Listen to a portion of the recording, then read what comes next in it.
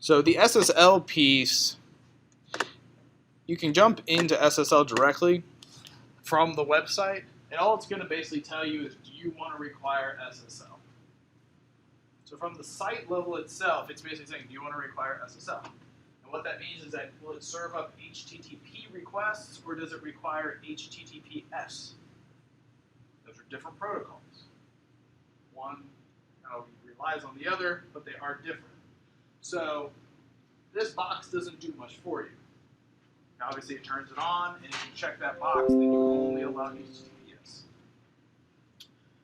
You'll notice here that it says the site does not have a secure binding and cannot accept SSL connections. So SSL is secure socket layer. That's what we're really talking about. So we want to configure it for SSL. So if we jump back up to the server, we first have to load server certificates or SSL certificates into our server. Those certificates are uniquely signed for our server to say that this is authentic, this is correct, and build integrity to your website and the web server. Yes, it also provides encryption, but that's not the primary purpose. It's there to ensure that your app is hosted by you. And the reason I bring that up is because a lot of people think, well, I put an SSL cert on, therefore my site's secure. From communication-wise and encryption, yes, it very well could be. But the certificate is really there to ensure that the host, or I should say the server that you're talking to, is actually that server. What often happens is when you start talking about spamming and things that like take over your bank account or try to steal passwords, what happens is that it's easy to go out and scrape the HTML off of a banking website. I've showed you how to go in and look at the HTML and look at all the content that comes down when you visit a web page. Well, if you bank at my bank, you can go out and download the web page and throw it up as HTML documents on a server somewhere. It's not hard. And then you build a little bit of ASP.NET MVC on the back end that handles the login and makes it look like you're logging in, and then handles the password and makes it look like you're actually putting your password in. Well, in fact, what I may be doing is I may be capturing your username and storing it in a database, and capturing your password and storing it in a database. So now I have your username and your password because you've typed it into what you thought was the banking website.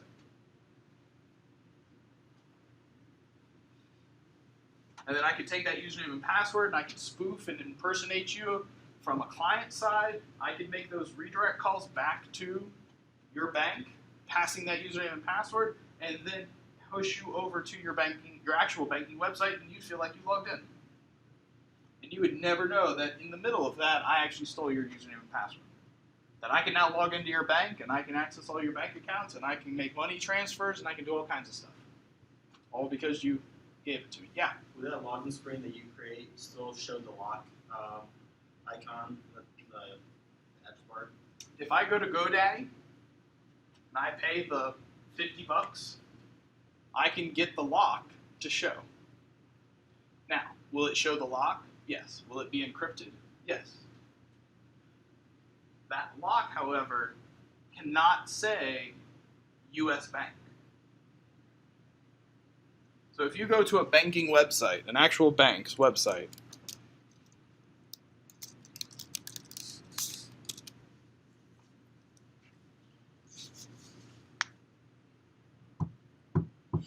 see how it says US Bank, National Association, US up there? No one else but US Bank can get that in that address bar. Because this certificate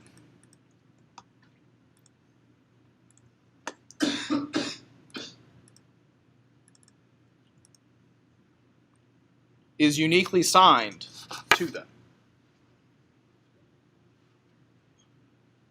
I think if I go into the issuer statement. Oh, nope, that's AnyTrust.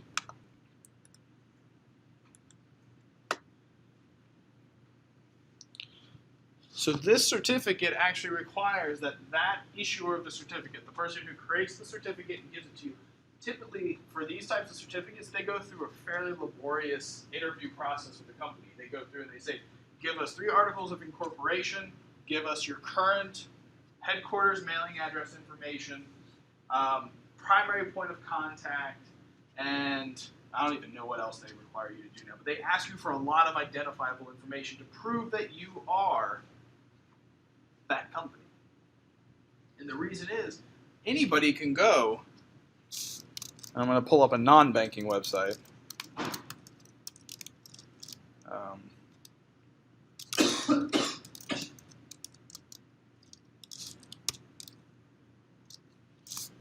So this is one of the Blackboard sites for the company I work for, but it's got a lock. It's encrypted. But it doesn't have that identifying name. This certificate, I think, costs us about $50. The certificate that's on US Bank's website, that probably cost them somewhere between $500 and $1,500. Is that a yearly thing? Yes. And the reason you're paying for that is two things. One, the issuer of the certificate also said that, first of all, they're validating that you are who you are as a company. And the second thing is that they're basically saying that we ensure that the level of encryption and security that we're providing is at standard X, and that they actually put a money guarantee behind that. They'll insure you up to millions of dollars or whatever it is they want to insure you. It's not much to pay for a corporation. What? So it's not very much to pay for a corporation. Right. It's not. But, and then for the company who's issuing the certificates, it's basically an insurance policy.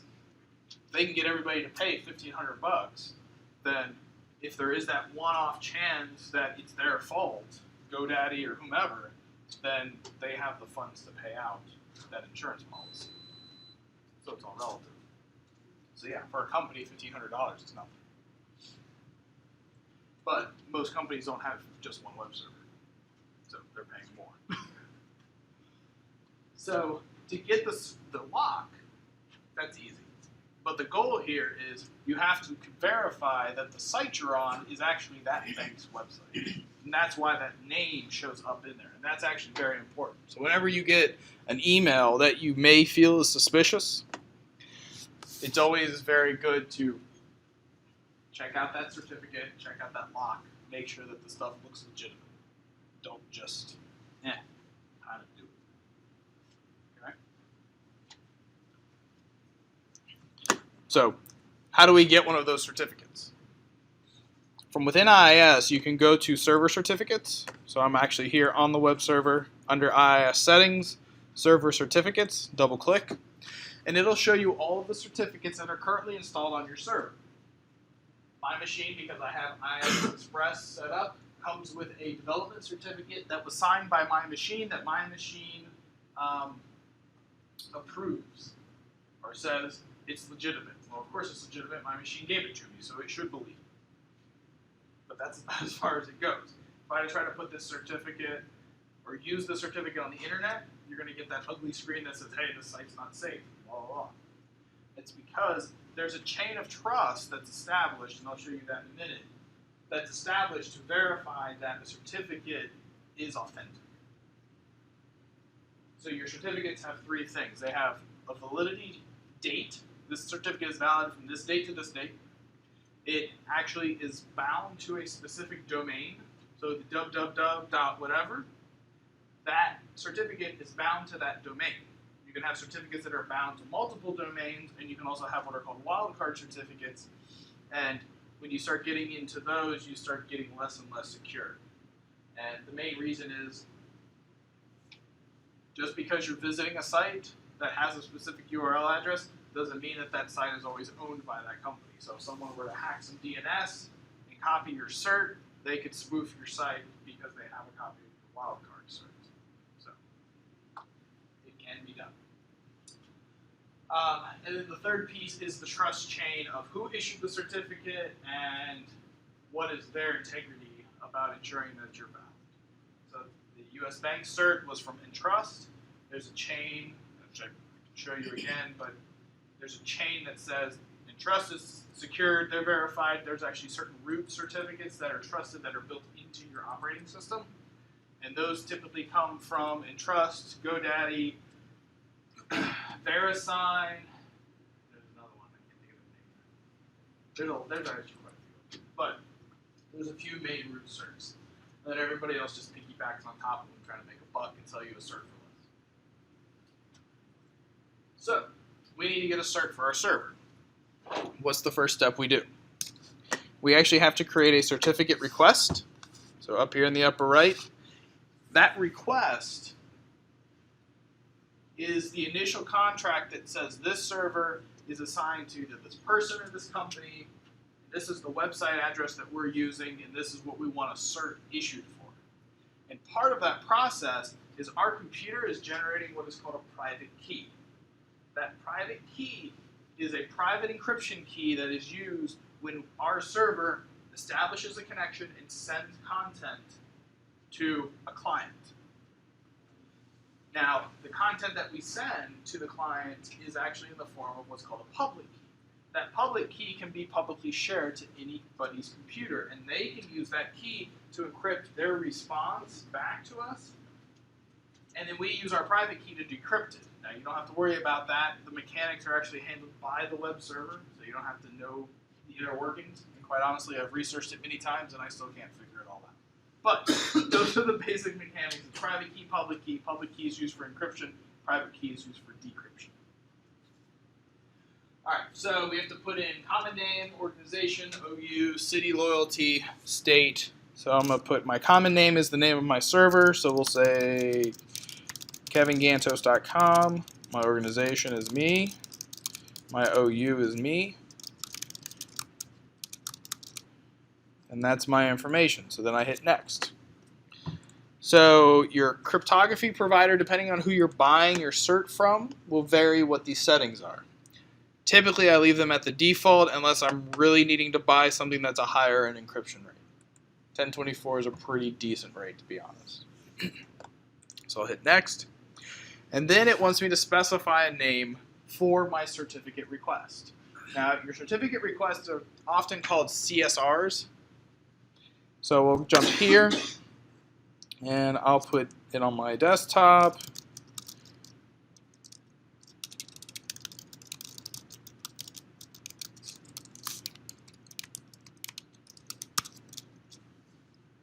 I'll hit finish. So I've now made that certificate request. I can go in, it's just a text file, and I can open that text file. That is my certificate request. What you're looking at is binary data that has been encoded. So what I typed in that box is actually in the certificate. Binary data that was encoded in two-way encryption with a key embedded in here, and then base64 encoded back into a block of text. So there's lots of bits in there. So this certificate then gets handed off to a company that sells you SSL certs. So if we go back out to the internet, we search for SSL certificates, Google will gladly tell us all the places we can go buy certs at. I've been wanting to try these cheap SSL certificates because they're like $5. If you're not looking to secure anything and you don't need a lot of insurance, you can actually get a certificate for pretty cheap. So the more you pay, the more insurance you get. That's really the idea. You don't get more security out of it, you just buy more insurance and more validity for your organization. So if you're not really trying to validate yourself and you just need something that's secure and encrypted, you can buy a cheap cert. And if you're willing to even take an untrusted cert, you can issue your own cert, which we'll actually do for the second half of this. But DigiCerts, GoDaddy, GeoTrust, that was the one I was trying to think of. They're all places you can go and buy a cert. So you go to GeoTrust,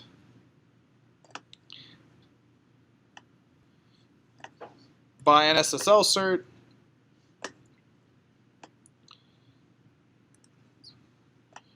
and as you can see, their certs are relatively more expensive. So this VO, which I forget what it stands for off the top of my head for some reason, but that VO is that piece that gives you the name of the company in the website address.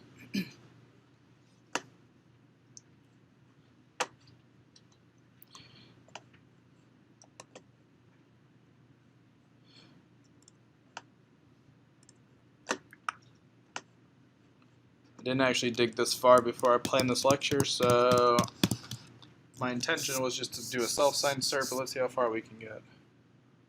Oh, they're just going to issue a cert. So they're going to do their own signing. But the idea is that you would come in here, you pay them your money, and then they come back and say, okay, give us that CSR. Give us that certificate request. So you either upload the file or you copy and paste that text into a box and you hit a button. They then go through and churn that certificate request, and then they turn around and they issue you that certificate. The certificate that they issue to you comes in a whole bunch of different flavors and different formats depending on if you're doing IIS, Apache, Tomcat, if you're using a Java key store, if you're doing, I don't know, you can do all kinds of stuff. Depending on what kind of server you're running, they'll give it to you in that flavor. You then take that package and you import it back into your server. So you would actually come back here and do import. You would grab that file, and sometimes they provide you a password, sometimes they don't. Or actually, if you're doing a certificate request, I'm sorry, you would want to complete the request, and then you would grab either the CRT or the PBX file that contains the certificate. You can give it a friendly name, whatever you want to call it. Call it Spider-Man, I don't care. It's just some name.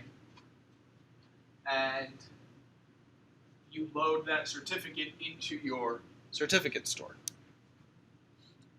So really the installation of the certificate, generally speaking, especially under IIS, doesn't get much easier. It's a fairly simple, straightforward process. I've dealt with certificates inside of Java key stores, and it's made me want to cry and cut my fingers off and quit my job. Because it can be such a pain in the butt, especially when you're dealing with wildcard certs or multi-sign certs where the issuer was not the key store that generated the cert, and therefore you have to get an export of the private key from the other server and then import it into a new key store. It's not fun. So, IIS is actually one of the easier ones. So let's say we want to create a self-signed cert. So I'm going to create a self-signed cert. It's basically going to ask me, it's completing that same process, but it's just saying, give me a friendly name. And it's going to ask where I want to store them. And it's honestly up to you. These are just folders. They don't mean much. It's just where do you want to house those certificates. Now, if you're in a big enterprise, it may make more sense depending on where you want to store them. But generally speaking, for our case and for most cases, if there's not a policy in place, it's not worth worrying about where they go. All right. So you'll notice here that the Spider-Man cert is issued to Win8 MacBook. That is the host name, the .com, the www. Whatever, that my certificate is assigned to. It is assigned to not localhost, but it's assigned to the name of my computer. So if I double click on this, you'll see that the certificate was issued to my Win8 MacBook, issued by my Win8 MacBook, and it's valid from today's date until next year. So the certificate was assigned to me by me for me. It is only valid within the context of my website. Or within my computer, I should say. If I flip over here and I look at this GeoTrust certificate, which this is probably a bad example, but we'll go with it. This was also issued by GeoTrust to GeoTrust for a particular period of time. Let me find another one. Let's go back to this one.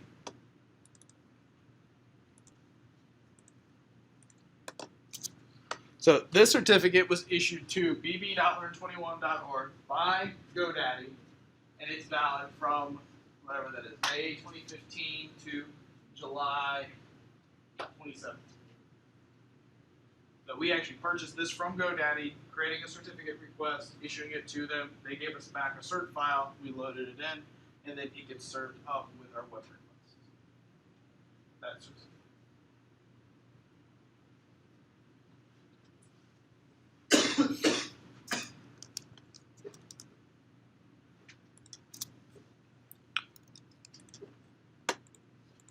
All right, so if we want to take that certificate and assign it to our website, how do we go about doing that? We click on our website. Now you would think we go to SSL settings, but we still can't do anything because we haven't established a binding, that's the key term, binding to our website with that SSL cert. So what we have to do is go back here and actually go over to our right-hand side and click on bindings. And we want to add a new binding. So the binding type is HTTPS, and you'll see that when I turn that on, this SSL certificate piece shows up. I'm going to do it for all unassigned IPs, and the HTTPS port is 443. That's the port that's assigned for all SSL over HTTP traffic. So I'm going to put in my host name of Win8 MacBook. And then I'm going to drop down and I'm going to choose Spider-Man as my SSL cert. I can still view that cert, make sure it's the right one. It's MacBook with a capital B. I don't remember if it's case sensitive, but I'm not going to take chances. I'll hit select. Oh, that's the same screen. And hit OK. And it adds a secondary binding. I'll hit close. Now, actually, let me go back and edit my bindings one more time. I want to edit the HTTP one. And I'm going to add that same Win8 MacBook as my host name, because I want to show you something else. I'm going to turn on this default website again. So now I have two web apps running on my machine, two websites.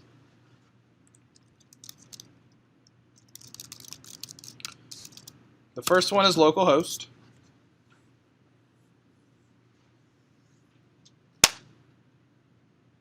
Which we saw before. The second one is Win8 MacBook. Yeah, I figured I was going to do that. HTTP.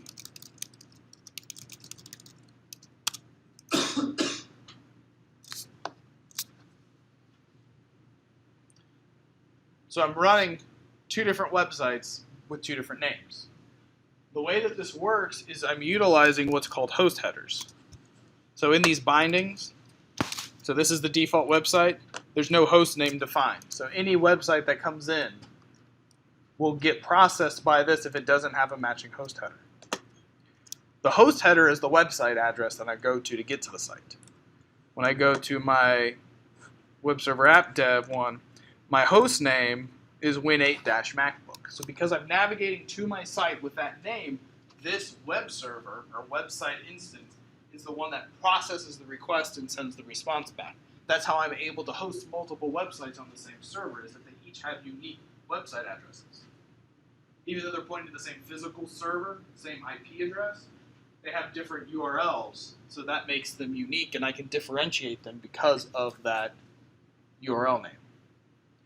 That URL name also makes a difference as to which certificate gets served. In this case, I have that certificate assigned to this machine. So if I come back here and I go HTTPS, my site is now secure. I have a secure connection, encrypted connection to myself. I guess it's a relative term about security. But so if I click up here on this guy, he'll be like, hey, you have a certificate. And there's my cert. But you'll notice that there's no little green token. And the reason is that my certificate doesn't have a chain of trust. It's only secure from the perspective of my computer. So it's secure, it's encrypted, it's valid, but there's no chain of trust. So Chrome specifically says it's not really secure outside the context of my computer. If I were to go HTTPS/localhost, it's utilizing the same certificate right now.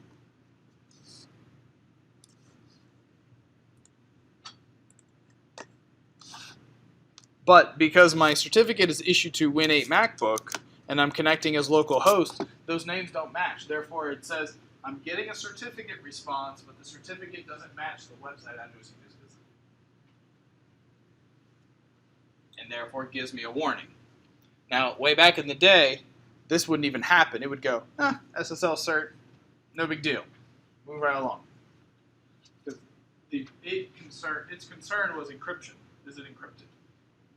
Is the certificate that was issued valid? And if it was within the date range and it actually worked, it would let it go. If that chain of trust was valid, it would let it go. It didn't care about what website address was the certificate signed to. You may get a little warning saying, hey, this is different, but as you probably can imagine, most lay people don't really care about little tiny pop-ups. They just want to close them and get them out of the way. So now most browsers will give you a big, dirty, hey, watch out, danger, danger, turn back, don't go to this website.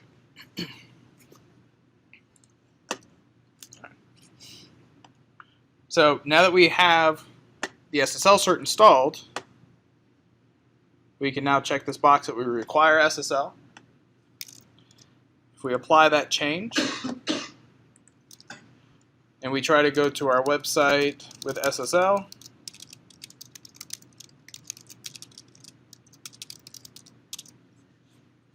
no problem. We try to go to it without HTTPS, and we get a 403 forbidden. You're not allowed to access this website because you're not connecting to it over SSL. This is one of those ugly error pages on SciFi Replace. Now you have different modes. We could say client certificate accept. Actually, I think all three will just give you the same error.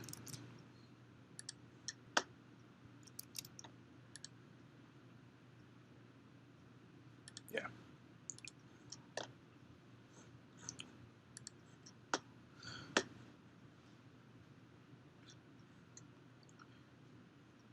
There are, and I'm not going to get into the details, but there is a URL rewrite add-on that you can add to IIS that'll allow you to actually take those non-encrypted requests and redirect them to the encrypted one. So instead of not responding to them entirely, you can say IIS, if they come to it over HTTP, redirect them to HTTPS and do what's called a URL rewrite to ensure that people are always connecting to the encrypted